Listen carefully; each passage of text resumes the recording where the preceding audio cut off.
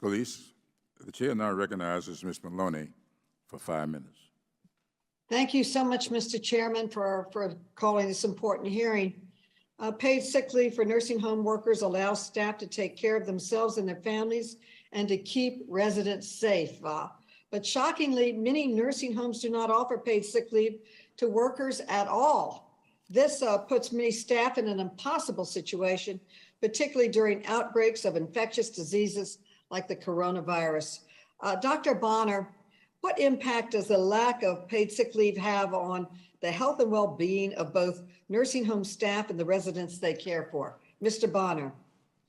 Thank you for the question. So I think it's significant that in nursing homes, not only things like lack of paid sick leave, but other benefits may drive people to, come to work even when they are not feeling well, even when they are, they have sick children or sick older adults at home.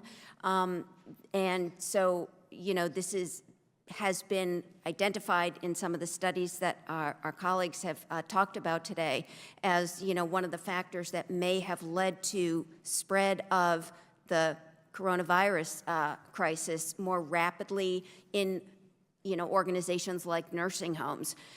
So there are over 500,000 CNAs who work in nursing homes and many other professionals. And again, they felt a sense of duty to be there to take care of residents.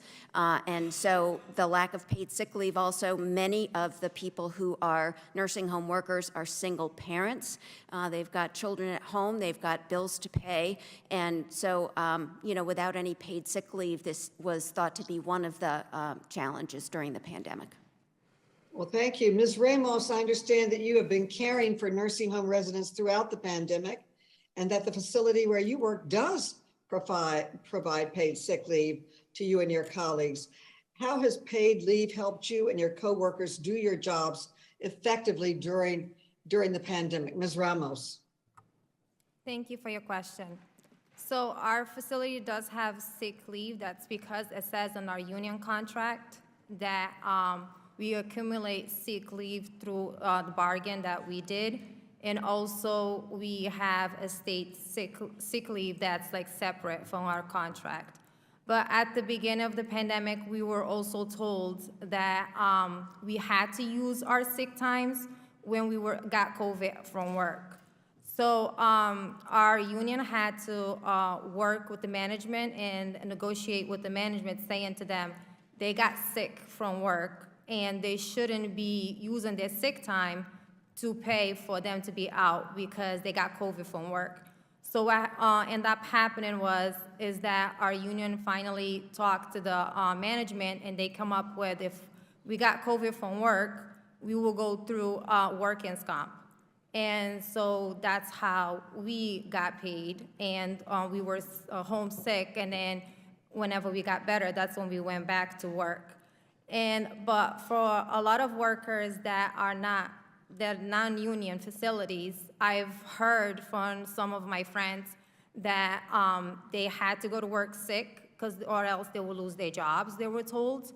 And some of them were actually sick at work until they couldn't be sick anymore. They couldn't take it anymore, and they had to be out, but they were not getting paid. And I felt bad for one of my friends when she told me that what was happening. Thank you. Okay. Thank you. Nursing home workers, many of whom are women and people of color, also struggle with low pay and have high poverty rates. According to a 2022 report by PHI, a leading authority on the direct care workforce, 12% of nursing assistants working in nursing homes live in a household below the federal poverty line, and 34% rely on some form of public assistance. This is not just an economic issue, it's a real life consequence for nursing home residents. Dr. Grubacki, how does low pay for nursing home workers create risks for nursing home residents in addition to the staff?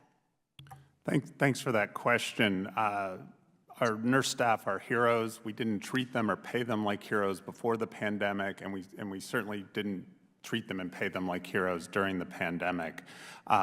when we underpay staff, they leave these positions. There's huge staff turnover at these facilities, leading to gaps in care, discontinuities in care that leads to bad outcomes for our residents. The best thing that we can do for our residents is support our staff, and that means paying them well, giving them strong benefits like Ms. Ramos just described with paid sick leave, and really making it a job worth having.